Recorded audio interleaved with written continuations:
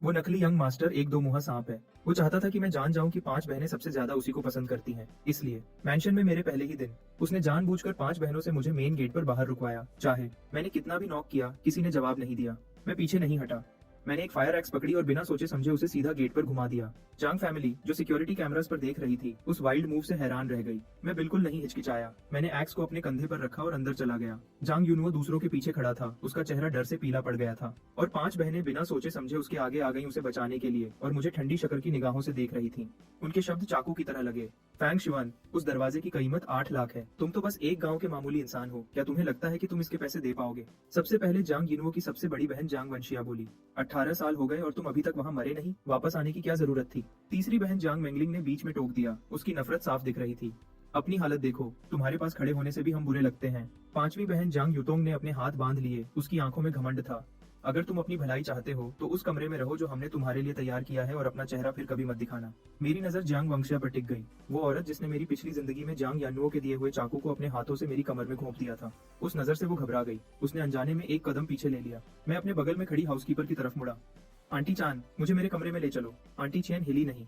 उसने मुझे नफरत से देखा। तुम खुद को क्या समझते हो जो मुझे ऑर्डर दे रहे हो? मैं मुस्कुराया। इस औरत ने मेरी पिछली जिंदगी को मुश्किल बना दिया था। आज ये पहली होगी जिससे मैं निपटूंगा। मैं धीरे से उसके पास गया। आंटी चान के बांधे हुए बालों को पकड़ा और जोर से खींच दिया। वो दर्द से चिल्लाती हुई जमीन पर गिर गई। मैं उसे घसीटते हुए जांग भाई बहनों के पास से गुजरा और बोला, मैं ऊपर अपना कमरा चुनने जा रहा हूँ। मुझे सबसे बड़ा कमरा चाहिए। कमरे में सबके चेहरे का रंग उड़ गया। जांग युतोंग ने तुरंत जवाब दिया, सबसे बड़ा कमरा यिनुओ का है। तुम खुद को क्या समझते हो? मैं चलता रहा, उसे पूरी तरह इग्नोर करते हुए। मैंने आंटी चिन को सीढ़ियों से ऊपर खींचकर ले गया। उसे जानबूझकर दोनों तरफ दीवारों से टकराने दिया। हर टक्कर से उसकी पीठ में तेज दर्द की लहर दौड़ गई। आंटी जॉन और सह नहीं पाई। यंग मास्टर, प्लीज मुझे छोड़ दो। मैं आपको कमरे तक ले जाऊंगी। मैं आपको कमरे तक ले जाऊंगी। कुछ ही देर में मैं दूसरी मंजिल पर पहुंच गया और सीधा दाएं मुड़ा। जांग यिनुओ की 5 बहनें और रुक नहीं पाईं। वो सब मेरे पीछे भागती हुई ऊपर आईं और वहां उन्होंने मुझे अपने प्यारे भाई के बेडरूम के दरवाजे के सामने खड़ा पाया, फायर एक्स उठाए हुए। फोंग सीवन, तुम्हारी हिम्मत नहीं होगी, जांग वेंशिया गुस्से से बोली। हालांकि उसकी आवाज में हल्की सी कंपन थी। अगर तुमने वो एक्स नीचे की तो इस फैमिली से हमेशा के लिए निकल जाओ। मैं राख जैसे चेहरे वाली आंटी चान को टूटे हुए दरवाजे के ऊपर से घसीटते हुए अंदर चला गया। मेरे पीछे जांग यानुओ की मुट्ठियां भिंच गईं। उसकी आंखों में नफरत छुपाना मुश्किल था। अब ये मेरा कमरा है। मैंने आंटी चान को छोड़ दिया और उसे कचरे की तरह एक तरफ फेंक दिया। जांग यान्यू ने एक गहरी सांस ली, अपने अंदर बढ़ते गुस्से और घबराहट को दबाने की कोशिश करते हुए। उसने हाथ बढ़ाया और जांग वेंशिया की आस्तीन खींचकर धीमी आवाज में बोला, वंगसिया जाने दो। उसने बाहर बहुत कुछ झेला है। वो जांग फैमिली का असली सबसे बड़ा यंग मास्टर है। ये सब उसका हक है। मैं तुम सबके साथ बड़ा हुआ, लेकिन आखिर में मैं जांग ब्लड से नहीं हूँ। जब तक मैं इस घर में रह सकता हूँ और तुम्हारे पास रह सकता हूँ, मेरे लिए इतना ही काफी है। अगर उसे ये कमरा चाहिए तो उसे दे दो। उसकी मीठी बातों में लिपटी चाल ठीक वैसा ही काम कर गई जैसा उसने सोचा था। इसने बहनों के गुस्से को भड़का दिया और उन्हें उसके लिए सुरक्षा से भर दिया। यिनुओ, चिंता मत करो। जांग वंशी उसके सामने आ गई। उसकी आवाज लोहे जैसी थी। मैं उसे तुम्हारा कमरा नहीं लेने दूंगी। उसे तो बस एक स्टोरेज क्लोजेट ही मिलना चाहिए। चलो इसे अभी बाहर फेंक देते हैं। तीसरी बहन जांग मेंगलिंग पहले ही अंदर घुसने के लिए बढ़ रही थी। जैसे ही बहनें अंदर आईं, उनका सामना मेरी पूरी बेशर्म मुस्कुराहट से हुआ। मिट्टी के बूट प्रिंट्स की एक लाइन बर्फ जैसे सफेद इंपोर्टेड कैश्मीर कारपेट पर बनी हुई थी। जांग यिनुओ ने ठीक समय पर बोला। उसकी आवाज दर्द से भरी थी। वो कारपेट मेंगलिंग मेरे लिए विदेश से लाई थी। ये लिमिटेड एडिशन है। उसने सेंटेंस को अधूरा छोड़ दिया। उसे पूरा करने की जरूरत नहीं थी। बहनें गुस्से से फट पड़ी। Fong Shi Yuen, Zhang Mingling ने अपनी उंगली मेरे चेहरे पर घुसा दी। मैंने अपनी पूरी जिंदगी में तुम जैसा बेशर्म इंसान कभी नहीं देखा। ये यिनुओ का कमरा है। क्या तुम खुद जाओगे या हमें तुम्हें घसीटकर बाहर निकालना पड़ेगा?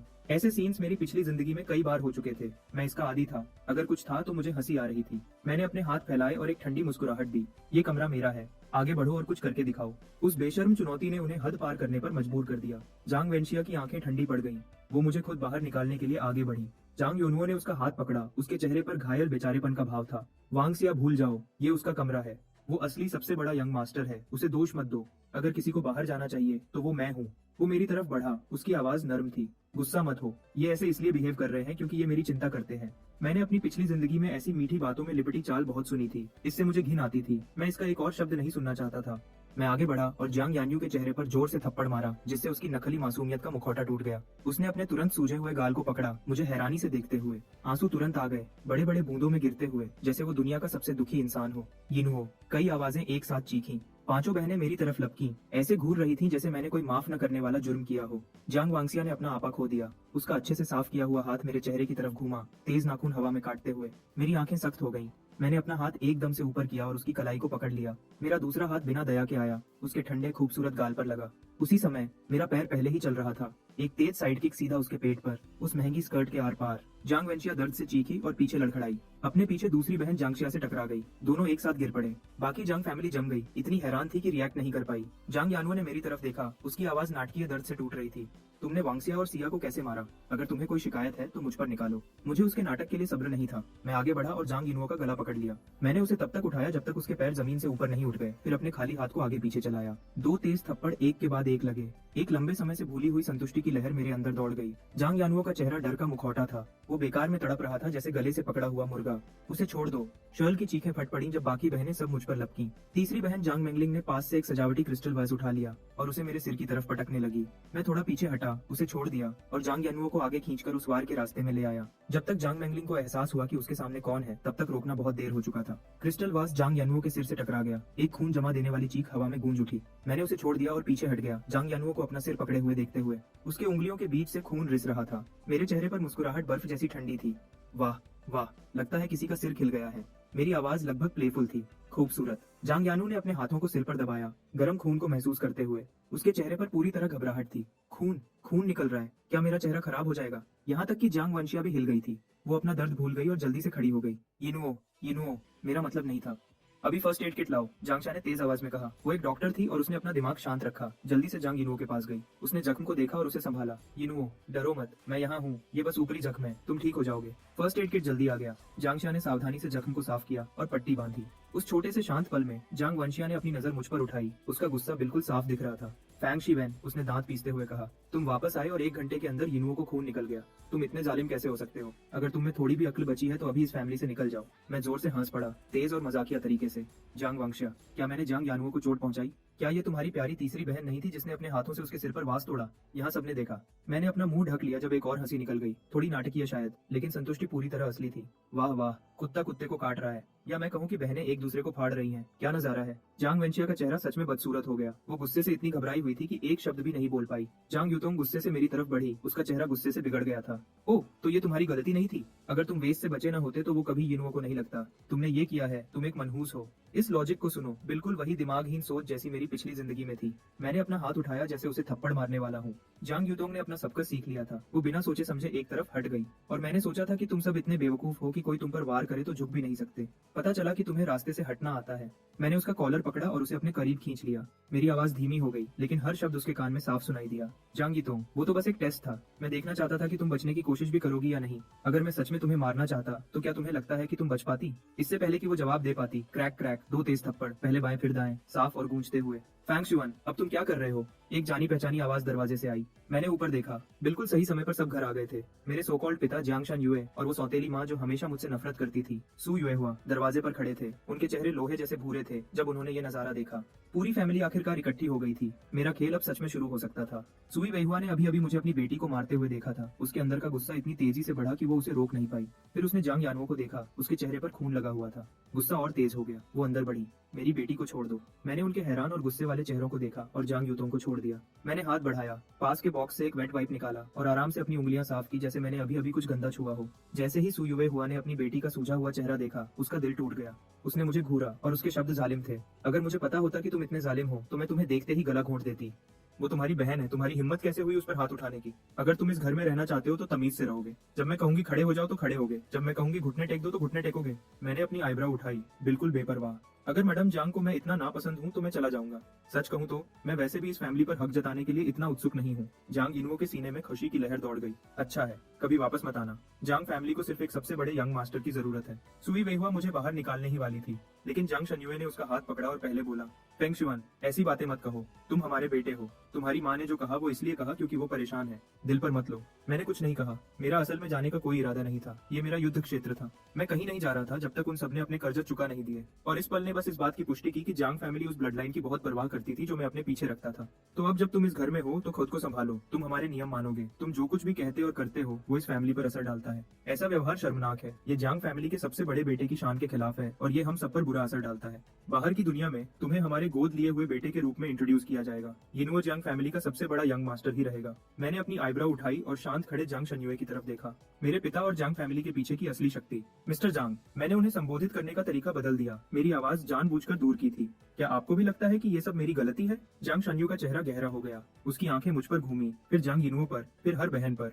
वो मेरे चेहरे पर आकर रुक गई, जांचते हुए, हिसाब लगाते हुए, एक हिसाब जिसे वो मुश्किल से छुपाने की कोशिश कर रहा था। इससे पहले कि वो कुछ बोल पाता, सुई वेहुआ ने गुस्से से बीच में टोक दिया। अगर मुझे पता होता कि तुम इस तरह की मुसीबत हो तो हमें तुम्हें कभी वापस नहीं लाना चाहिए था। तुम इस घर के लिए एक बीमारी हो। तुम एक दिन में वापस आए और सब कुछ उल्टा पुल्टा कर दिया। बस करो, जांग शन्यू आखिरकार बोला। सु युएहुआ की लंबी चौड़ी बात को काटते हुए उसने एक सांस ली और मेरी तरफ मुड़ा। उसकी आवाज शांत रहने की कोशिश कर रही थी, लेकिन फिर भी उसमें ऊपर से देखने का वही साफ अंदाज था। फैंगशुअन, क्या बटलर ने तुम्हें सब कुछ समझाया नहीं था? हाँ, तुम मेरे असली बेटे हो, लेकिन यिनुओ इतने सालों से हमारे साथ रहा है। हमारे दिलों में वो पहले ही फैमिली है। मैं तुमसे कह रहा हूँ कि साथ रहने का कोई तरीका ढूंढो। वो रुका, उसकी आवाज में एक चेतावनी थी। अब जब तुम इस घर में वापस आ गए हो तो तुम हमारे नियम मानोगे। तुमने अभी जो किया वो बिल्कुल गलत था। अपनी माँ, अपनी बहनों और यिनुओ से माफी मांगो। मैं एक छोटी मजाकिया हंसी हंसा जैसे मैंने अभी दुनिया की सबसे मजेदार बात सुनी हो। मिस्टर जांग, मुझे लगता है कि आप उल्टा सोच रहे हैं। मैं आगे बढ़ा, उसकी नजर से नजर मिलाते हुए। जिस पल मैं उस दरवाजे से अंदर आया, क्या आपकी पत्नी ने, क्या आपकी बेटियों ने, क्या इस नकली इंसान ने जिसने मेरा सब कुछ छीन लिया, क्या इनमें से किसी ने भी मुझे थोड़ा सा भी सम्मान दिखाया है? मुझे मेरे अपने घर से बाहर निकालना, क्या ये आपके नियम है? मुझे स्टोरेज क्लोजेट में सोने को कहना, क्या ये आपके नियम है? मुझ पर चिल्लाना कि बाहर निकल जाओ, क्या ये आपके नियम है? मेरे सिर पर वेस तोड़ना, क्या जांग फैमिली में इसको नियम कहते हैं? मेरी आवाज हर शब्द के साथ और ठंडी और तेज होती गई। अगर ये आपके नियम है तो मुझे माफ करना, मैं इन्हें नहीं मानता। मैंने एक वेट वाइप जमीन पर फेंक दिया और अपनी नजर कमरे में हर इंसान पर घुमाई। मेरी आंखें जांग शन्युए पर टिकी और वहीं रुक गईं।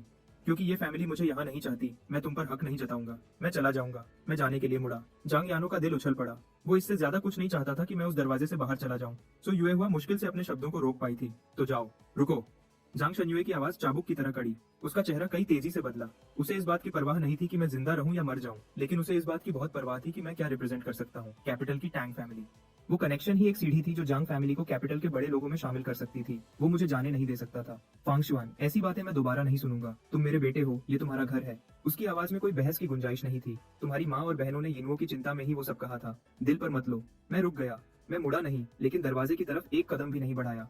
मैं सच में जाने वाला नहीं था। ये मेरा जंग का मैदान था। मैं कैसे जा सकता था जब तक इन सब रिश्तेदारों ने अपना कर्जा चुकाया ना हो। जांग शन्युए की टांग फैमिली से जुड़ने की चाहत ही मेरी सबसे बड़ी सुरक्षा थी। मुझे रुकते देखकर जांग शन्युए ने चैन की सांस ली। उसने सु युएहुआ और बहनों की तरफ देखा। उसकी आवाज में साफ चेतावनी थी। मैं ये एक बार फिर कह रहा हूँ, फांगशुआन मेरा सगा बेटा है, तुम्हारा अपना खून का भाई। जो कोई भी उसे दोबारा बाहर करेगा या जाने को कहेगा, उसे अच्छा नहीं लगेगा जो आगे होगा। डैड, जांग वेंशिया ने कहा, अपना हाथ अपने दुखते चेहरे पर रखते हुए। वो ये मान नहीं पा रही थी। चुप रहो। उसने उसे गुस्से से देखा। तुम सबकी हालत देखो, चिल्ला रहे हो और एक दूसरे को मार रहे हो। लोग क्या सोचेंगे अगर ये बात बाहर निकली? उसने आखिर में मेरी तरफ देखा। उसकी आवाज थोड़ी नरम हो गई। फैंगशुआन, कमरा तुम्हारा है जैसा तुमने कहा। यिनुओ, तुम बगल वाले गेस्ट रूम में चले जाओगे। डैड। जांग यिनुओ ने जांग शन्युए को घूरा। उसके चेहरे पर हैरानी थी, उसकी आंखों में आंसू थे, उसका पूरा शरीर लड़खड़ा रहा था। सब बहनें एक साथ बोल पड़ी। डैड, यिनुओ अजनबी बिस्तर पर नहीं सो सकता। डैड, आप ऐसा नहीं कर सकते। उसके पास वो कमरा 10 साल से ज्यादा समय से है। प्रेसिडेंट जांग शन्युए ने गुस्से में अपनी कनपटियां मली और बात खत्म कर दी। बस, ये आखिरी फैसला है। शीयुएन अभी वापस आया है। उसे एडजस्ट होने में समय चाहिए। तुम बहनों को और समझौता करना होगा। यिनुओ, अपनी उम्र के हिसाब से बिहेव करो। जांग यिनुओ ने अपना सिर झुका लिया, अपनी आंखों में भरी नफरत को छुपाते हुए। उसके नाखून उसकी हथेलियों में गड़ गए। उसकी आवाज घुटी हुई लेकिन आज्ञाकारी निकली। हाँ डैड, मैं समझ गया। अगर उसे चाहिए तो वो ले सकता है। मैं अंदर ही अंदर हंस पड़ा। मेरे चेहरे पर कुछ भी जाहिर नहीं हुआ। मैंने वही किया जो करने आया था। कमरा ले लिया, माहौल बना दिया। अभी और जोर देने की जरूरत नहीं थी। मैंने जांग शन्युए की तरफ देखा और अगले मुद्दे पर बढ़ गया। मिस्टर जांग, अब जब कमरा मेरा है तो उसमें रखी हर चीज भी उसके असली मालिक को वापस मिलनी चाहिए ना। वो पुराना फर्नीचर, वो पुराने कपड़े, ये सब जांग फैमिली के सबसे बड़े बेटे को शोभा नहीं देते, है ना? सोचो कैसा लगेगा। जांग शन्युए बस मुझे रोकना चाहता था। उसने हाथ हिलाया। कल तुम्हारी माँ तुम्हें शॉपिंग पर ले जाएगी। सब कुछ बदल दो। मेरा बेटा सिर्फ सबसे अच्छी चीजें इस्तेमाल करता है। सु युएहुआ को तकलीफ हुई। वो फर्नीचर इंपोर्टेड था, बहुत महंगा था और वो उसे एक हाथ के इशारे से बदल रहा था। लेकिन जांग शन्युए के चेहरे को देखकर उसके पास अपनी नाराजगी को दबाने के अलावा कोई और रास्ता नहीं था। ये दांव मेरा था और मैं बहुत आगे था। उस रात मैं उस नरम बड़े बिस्तर पर लेटा था जो कभी जांग यिनुओ का था। मैं अब भी उसकी खुशबू चादर पर महसूस कर सकता था। इससे मेरा पेट खराब हो गया। कोई बात नहीं, जल्दी ही ये जगह पूरी तरह मेरी होगी और कल उन सबके लिए एक नया खेल इंतजार कर रहा था। मैं गहरी नींद सोया। कोई सपने नहीं आए। अगली सुबह मैं नीचे आया, बिल्कुल ताजा और चुस्त महसूस कर रहा था। डाइनिंग रूम किसी फैमिली फोटो जैसा लग रहा था। जांग शन्युए टेबल के सिरहाने पर बैठे अखबार पढ़ रहे थे। सु युएहुआ बड़े प्यार से एक क्रिस्टल श्रिम्प डंपलिंग जांग यिनुओ के कटोरी में रख रही थी। बहनें टेबल के चारों तरफ बातें कर रही थीं और हंस रही थीं। जांग यिनुओ ने एक नरम, बिल्कुल सही मुस्कान पहनी थी, जैसे कल कुछ हुआ ही ना हो। जैसे ही मैं दिखा, हंसी बंद हो गई। हवा में तनाव बढ़ गया। जांग यिनुओ ने अपनी चॉपस्टिक्स नीचे रखी और पल भर में एक चमकती मुस्कान दी। गुड मॉर्निंग, आओ खाना खाओ। उसने किचन की तरफ आवाज दी। आंटी जान एक और कटलरी सेट लगा दो, वो नाश्ते के लिए आ गए हैं। हमेशा की तरह बिल्कुल ख्याल रखने वाला, हमेशा की तरह बिल्कुल पसंद किया जाने वाला। मैंने टेबल पर नजर डाली। मेरे लिए कोई जगह नहीं थी। बिल्कुल अपनी पिछली जिंदगी में मैं वहाँ अजीब सा खड़ा रहता, नौकर के मेरे लिए जगह बनाने का इंतजार करता, जैसे कोई भिखारी किसी और की दावत में आ गया हो, अजीब सा बेइज्जती महसूस करता हुआ। और फिर जैसे ही मैं बैठने जाता, बहनों में से कोई चुपके से कुर्सी खींच लेती, मुझे जमीन पर गिरा देती और टेबल का मजाक बना देती। इसके बजाय मैं सीधा उस तरफ चला गया।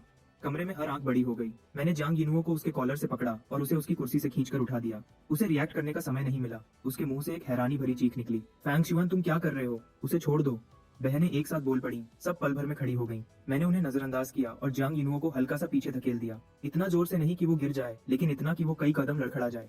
फिर मैं आराम से उस कुर्सी पर बैठ गया जो उसने अभी खाली की थी। मैंने वो चॉपस्टिक्स उठाई जो वो इस्तेमाल कर रहा था, नाक सिकोड़ी और उन्हें एक तरफ फेंक दिया। जब टेबल पर जगह न हो तो एक्स्ट्रा इंसान को खड़े रहने की समझ होनी चाहिए। मैंने एक साफ चॉपस्टिक्स उठाई। मेरी आवाज बिल्कुल साफ थी, जैसे मैं कोई ऐसी बात कह रहा हूँ जो इतनी साफ है कि समझाने की जरूरत नहीं। मैंने जांग शन्युए की तरफ देखा जिसका चेहरा लोहे जैसा भूरा हो गया था और हल्की सी मुस्कान दी। क्या मैं गलत हूँ मिस्टर जांग? इस फैमिली में एक्स्ट्रा इंसान कौन है? मैंने उन आखिरी शब्दों को खास ध्यान से कहा। मेरी नजर सीधी जांग यिनुओ की तरफ गई जिसका चेहरा कागज जैसा सफेद हो गया था। एक्स्ट्रा इंसान? बिल्कुल, ये नकली छोटा मालिक था। जांग यिनुओ की मुट्ठियां कसकर बंद हो गईं। उसका पूरा शरीर हल्का सा कांप रहा था। बेइज्जती और नफरत उसे पूरी तरह निगलने की धमकी दे रही थी। जांग शन्युए कुछ कह पाता उससे पहले बहनें फट पड़ी। फैंग शिवान, तुम हर मोड़ पर यिनुओ की जिंदगी को मुश्किल क्यों बना रहे हो? जांग वेंचिया का चेहरा गुस्से से पीला पड़ गया था। डैड, इसे देखो, ये वही है जिसे आप हमारे घर वापस लाए हो। जरा भी शुक्रगुजारी नहीं है और वो बस यिनुओ पर मुसीबतें डाल रहा है। जांग शन्युए ने अखबार टेबल पर पटक दिया। मैं ये एक बार फिर कह रहा हूँ, फांग शिवान मेरा बेटा है, तुम्हारा अपना भाई। उसने उस लड़के को देखा जिसे उसने बचपन से प्यार किया था। वो वहाँ घायल और लाचार खड़ा था और उसके अंदर कुछ दर्द हुआ। लेकिन जैसे ही कैपिटल की टैंग फैमिली उसके दिमाग में आई, वो दर्द उसकी महत्वाकांक्षा के बोझ तले दब गया। उसने सू युएहुआ पर ठंडी नजर डाली। तुम कैसी माँ हो? तुम उसके लिए एक जगह भी नहीं लगा सकी? क्या तुम्हें नहीं दिखता जब नौकर अपना काम नहीं कर रहे होते? सू युएहुआ का सीना नाराजगी से जल रहा था। ये सिर्फ एक जगह थी, क्या ये सब इसके लायक था? लेकिन जांग शन्युए के गुस्से वाले चेहरे को देखकर उसने हर बात निगल ली। जांग शन्युए ने जांग वेंचिया की तरफ देखा जिसका चेहरा अब भी गुस्से से कसा हुआ था। वेंचिया, तुम सबसे बड़ी हो, उसी तरह बिहेव करो। फैंग शिवन तुम्हारा अपना भाई है, अब से सोच समझकर बात करना। जांग शन्युए के गुस्से के बाद डाइनिंग रूम में पूरी तरह सन्नाटा छा गया। जांग यिनुओ जमा हुआ खड़ा था। उसके पैरों के तलवों से सीधी उसके सिर तक एक ठंडक उठ रही थी जो उसके हर हिस्से में फैल रही थी। जांग शन्युए का खुला पक्षपात उसे हड्डियों तक ठंडा कर गया। वो शब्द, तुम्हारा अपना भाई, एक तलवार की तरह चुभे। क्या सब कुछ सिर्फ खून पर ही आ गया था? 18 साल का प्यार और वो इतनी आसानी से बिखर गया। वो अब और रोक नहीं पाया। आंसू बहाते हुए वो ऊपर भागने के लिए मुड़ा। रुको, मैंने उसे रोका। खेल अभी शुरू ही हुआ था, हीरो अभी जा नहीं सकता था। मैंने जांग शन्युए की तरफ देखा, अपने चेहरे पर हल्की सी उत्सुकता दिखाते हुए। डैड, अब जब मैं वापस आ गया हूँ तो क्या हमें एक होमकमिंग बैंकेट नहीं रखना चाहिए सबको बताने के लिए कि जांग शन्युए का सगा बेटा वापस आ गया है? मैंने सगा बेटा पर बहुत जोर दिया, जो होना था उसके लिए। मुझे अभी उसे डैड कहने में कोई दिक्कत नहीं थी। एक ही सेंटेंस और कमरे में हर चेहरा फिर बदल गया। हर आंख अपने आप जांग यिनुओ की तरफ चली गई। जांग यिनुओ सिर झुकाए खड़ा था, होंठ कसे हुए थे। उसके अंदर की नफरत किसी जहरीली और जंगली चीज की तरह बढ़ रही थी, लेकिन वो उसे बाहर नहीं निकाल सकता था। उसे बर्दाश्त करना पड़ा। उसने अपने चेहरे के भाव को बनाए रखने की कोशिश की, फिर धीरे से अपना सिर उठाया और एक फीकी कमजोर मुस्कान दी। डैड, वो सही कह रहा है। अब जब वो वापस आ गया है तो बिल्कुल हमें एक होमकमिंग बैंकेट रखना चाहिए। यही एक तरीका है जिससे उसे पता चलेगा कि ये फैमिली उसे कितनी अहमियत देती है। मैं उसकी तरफ मुड़ा। मेरी आंखों में खुली बेपर्दा उकसाहट थी। और जब हम ये कर ही रहे हैं तो हमें सबको जांग यिनुओ के अडॉप्टेड बेटे होने का दर्जा भी बता देना चाहिए। मेरी आंखों में चुनौती बहुत खुली थी। जांग यिनुओ मुश्किल से खुद को संभाल पा रहा था। उसने अपने होंठों के किनारों को मुस्कान जैसा बनाया। उसकी आंखें लाल हो गईं। तुम मुझे ज्यादा पसंद नहीं करते लगते, उसने धीरे से कहा। अगर तुम कल की बात पर अब भी गुस्से में हो तो मुझे माफ करना। एक समझदारी भरी चाल से उसने तुरंत बात बदल दी और मेरे जाल में नहीं फंसा। उसे बस इतना घायल दिखना था और उसकी बहनें उसकी तरफ से हमला कर देती। और जैसा सोचा था, जांग वेंचिया सबसे पहले गुस्से में आई। क्या तुम्हें इतना बेरहम होना जरूरी है? जांग वेंचिया ने मुझे घूरा। क्या तुम एक सेकंड के लिए भी यिनुओ की फीलिंग्स के बारे में सोच सकते हो? हमें खून के रिश्तों की परवाह नहीं है। वो हमेशा हमारा भाई रहेगा। मैंने उसे कुछ नहीं दिया, मैं उसकी फीलिंग्स की परवाह क्यों करूं? मेरी वजह से उसने 18 साल ऐशो आराम में बिताए जो उसने कभी कमाए नहीं थे। क्या उसे घुटनों पर बैठकर मेरा शुक्रिया नहीं करना चाहिए? और तुम जांग वेंचिया, जब तुम कुछ करती हो तो क्या तुम हर बात को जांग यिनुओ की फीलिंग्स के बारे में बनाना बंद कर सकती हो? डैड ने खुद कहा, मैं तुम्हारा असली भाई हूँ। बेरहम होना दोनों तरफ से होता है। मैंने जांग शन्युए की तरफ देखा। उसका चेहरा गुस्से से भर गया था। अगर मैं इस फैमिली में जांग फैमिली के सबसे बड़े बेटे के रूप में वापस नहीं आ सकता तो इस रिश्ते का कोई मतलब ही नहीं है। मेरी बात साफ थी। मैं तुम्हें जांग यिनुओ को भेज देने को नहीं कह रहा हूँ, ये मेरी सबसे बड़ी छूट है। आखिर अगर वो चला गया तो मैं किसके साथ खेलूंगा? बाकी सबने जांग शन्युए की तरफ देखा। डैड, ये यिनुओ को बर्बाद कर देगा। डैड, हम लोगों को बता सकते हैं कि वो दोनों सगे हैं, कह सकते हैं कि माँ ने तब जुड़वां बच्चों को जन्म दिया था। मैं खड़ा हो गया। मेरी नाराजगी मुश्किल से छुपी हुई थी। सगा सगा होता है, एडॉप्टेड एडॉप्टेड होता है। तुम उस लाइन को धुंधला नहीं सकते। जुड़वां, क्या वो इसके लायक थे? कैपिटल की टैंग फैमिली उसके दिमाग में आई और जांग शन्युए फिर मान गया। फांग शुआन फैमिली का असली सबसे बड़ा बेटा है। होम कमिंग बैंकेट प्लान के मुताबिक होगा। उस समय फांग शुआन की पहचान पब्लिक की जाएगी और यिनुओ का अडॉप्टेड बेटे का दर्जा भी। उसकी आवाज में एक ऐसे आदमी की पक्की बात थी जिससे बहस नहीं की जा सकती थी। मैंने सीधा जांग यिनुओ की तरफ देखा। मेरा हर हिस्सा उसे उकसा रहा था। इस बार जांग यिनुओ सच में खुद को संभाल नहीं पाया। वो आंसू बहाते हुए ऊपर भागा। बहनें तुरंत उसके पीछे जाने के लिए बढ़ी। बैठ जाओ और खाना खाओ तुम सब। जांग शन्युए ने अपना हाथ टेबल पर पटक दिया। बहनें उसके पास जाने के लिए बेचैन थीं, लेकिन उनके पास कोई और रास्ता नहीं था। वो गुस्से में अपनी कुर्सियों पर वापस बैठ गईं। उनकी नजरें जो उन्होंने मुझ पर फेंकी, वो हड्डियों से मांस अलग कर सकती थीं। इस सब के बावजूद मेरे चेहरे पर हल्की सी मुस्कान बनी रही। मेरी आंखों के पीछे गहरी नफरत थी। जांग शन्युए ने ये सब देखा। अपनी पिछली जिंदगी में मुझे अपनापन चाहिए था। मुझे खुद पर शर्म आती थी, इसलिए मैंने सब सहा और सबको खुश रखा और कभी भी अपने हक के लिए नहीं लड़ा, क्योंकि मैं चुप रहा। जांग शन्युए ने आंखें मूंद ली और मैंने उस चुप्पी की कीमत सालों के दुख और बेइज्जती से चुकाई। सबसे बड़े बेटे का खिताब मेरे लिए कुछ नहीं था, लेकिन जांग यिनुओ के लिए सब कुछ था। यही वजह थी कि मैं उसे वो रखने नहीं दे सकता। जांग शन्युए जांग यिनुओ का दिल नहीं तोड़ना चाहता था, लेकिन वो टैंग फैमिली से जुड़ने का मौका भी नहीं छोड़ सकता था जो वो रिप्रेजेंट करता था। उसने एक सेकंड के लिए चुप किया और होम कमिंग बैंकेट के लिए आ गया। टेबल पर माहौल हिटर रहा था। वो भूख नहीं थी, वो बस नाश्ते की